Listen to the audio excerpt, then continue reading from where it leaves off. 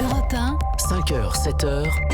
Théo Manval. Je ne sais pas si on dit vainqueur, vainqueuse, je ne sais pas exactement. On va dire victorieuse, ce sera plus à propos. L'actualité ce matin, c'est aussi le début des soldes aujourd'hui pour 6 semaines et pour la dernière fois, puisqu'à partir de l'hiver prochain, la loi Pacte les raccourcira à 4 semaines. On a choisi, nous, aujourd'hui, de s'intéresser à ceux qui vont délibérément les boycotter, ces soldes. Bonjour Marine Foulon. Bonjour. Vous êtes la coordinatrice du défi Rien de neuf pour l'association Zero Waste France. Vous-même, vous tentez de ne rien acheter de neuf depuis 1 an et demi. Quelles sont pour vous les bonnes raisons du coup de résister aux soldes? La première, c'est la planète, parce que ce qu'on ne sait pas forcément, c'est que quand on achète du neuf, il y a tout un tas de matières premières qui est nécessaire pour fabriquer ces objets. Et à chaque fois qu'on achète du neuf, on recrée ce circuit de consommation de ressources. Par exemple, pour fabriquer un jean, il faut 49 kg de matières premières et 8000 litres d'eau. 8000 litres d'eau pour énorme. un pantalon. Mhm. On peut lire sur votre site avec un manteau neuf, c'est 100 kg de matières premières, un micro-ondes, 2 tonnes de matières premières. Donc voilà, ne rien acheter de neuf, c'est vraiment la manière première du coup de préserver les ressources, de faire un geste citoyen. Oui, exactement, parce que il y a tout ce processus d'extraction des matières premières, puis d'assemblage, de transformation, de distribution, et ensuite seulement le consommateur peut avoir l'objet, l'utiliser, et puis ensuite il y a aussi toute la gestion de fin de vie, et pendant tout ce processus, il y a vraiment une consommation de matière qu'on ne voit pas. Chaque logement de Français renfermerait l'équivalent de 114 € de vêtements jamais portés, par exemple. Il y a aussi beaucoup de gaspillage. Oui, effectivement, la première étape, quand on essaye de consommer autrement, c'est vraiment de se poser la question du besoin. Est-ce que j'ai besoin de cet objet? À chaque fois que j'ai une intention d'achat, je me pose cette question, et ça aide vraiment à arbitrer et à ne pas accumuler des tas et des tas d'objets, parce que je pense que n'importe qui aujourd'hui peut ouvrir son armoire ce matin et au lieu de prendre simplement le vêtement qu'on a envie de mettre, de prendre juste 5 minutes, d'observer dans son armoire, et je suis sûre que n'importe qui peut trouver un vêtement qu'il aurait pu acheter parce qu'il était à 50% en vitrine. Je me fais l'avocat du diable, Marine Foulon. Les soldes, c'est aussi une bonne nouvelle quand même pour le porte-monnaie de plein de citoyens. Alors qu'est-ce que vous leur répondez à ces gens qui attendent cette période-là justement pour refaire un peu leur garde-robe?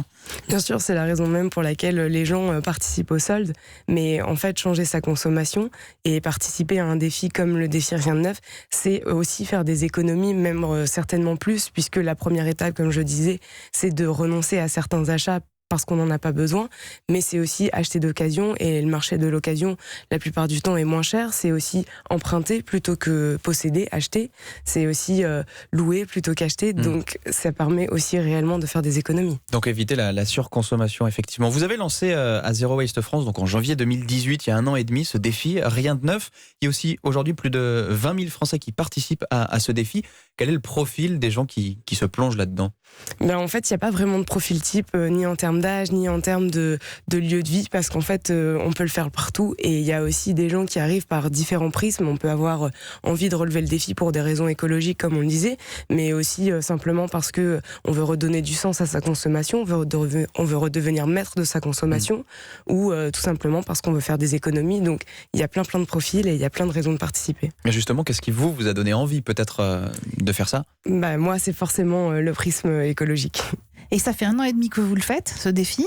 Vous n'avez rien acheté? Vous n'avez pas acheté un seul vêtement? Alors vêtements, j'en ai acheté, mais d'occasion, ouais. Et c'est possible aussi d'acheter du neuf, puisque l'idée c'est quand même de questionner ses besoins, et dans certains cas on peut choisir d'acheter du neuf, mais ça devient un achat réfléchi, c'est quelque chose qui a été décidé. Et par exemple, moi, ce que j'ai pu acheter, c'est des livres, parce que c'est des livres qui viennent de sortir, qui ne sont pas encore dans un circuit alternatif, et aussi parce que je les achète dans ma petite librairie de quartier que j'ai vraiment cœur à soutenir. Donc pour moi, c'est pas un souci. Et pas dans un grand réseau. Exactement. Alors justement, si on veut donner un côté pratique à ceux qui nous écoutent, vous parliez d'occasion, d'emprunter, de louer. Où est-ce qu'on se dirige pour s'équiper en produits de tous les jours, en électroménager même peut-être, pour s'habiller aussi? Alors, il y a différentes possibilités. Si on veut acheter d'occasion, par exemple, il y a tout ce qui va être ressourcerie, boutique Emmaüs, mais il y a aussi plein de sites en ligne, et d'ailleurs, certains sont spécialisés sur des types de produits. Ça peut être Recyclivre pour les livres, back market pour tout ce qui va être ordinateur reconditionné. Voilà, il y a plein de possibilités. Et puis après, si on veut plutôt échanger avec des personnes proches de chez nous, il y a des applications. Si on a besoin simplement d'utiliser un objet, par exemple, si demain vous déménagez, que vous devez installer vos étagères plutôt que d'acheter une perceuse, vous pouvez simplement mettre un mot dans votre immeuble ou sur votre boîte aux lettres si vous habitez en maison et demander si vos voisins peuvent vous prêter une perceuse, tout simplement. Ça, effectivement, tout le monde peut le faire. La question que je vous posais, donc il y a ce site internet de Zero Waste France où on peut peut-être trouver des adresses, des sites, etc. Mais ce qui peut rebuter peut-être ceux qui nous écoutent, c'est que c'est pas forcément facile quand on n'est pas en ville de trouver des réseaux comme ça. Est-ce que vous avez aussi cette démarche de conseil en ligne peut-être qui peut aider nos auditeurs? Oui, tout à fait. Sur le site du défi riendeneuf.org, vous pouvez trouver toutes les alternatives au neuf par type d'objet et par type d'alternative en fonction de ce que vous recherchez et de votre besoin. Et voilà. Eva Rock ? Oui, vous disiez que c'était l'écologie qui était votre premier motif de ce défi-là. Qu'est-ce qui a été le déclic chez vous, en l'occurrence? Qu'est-ce qui a fait qu'à un moment donné, vous êtes dit, il faut vraiment que je me lance dans ce défi-là?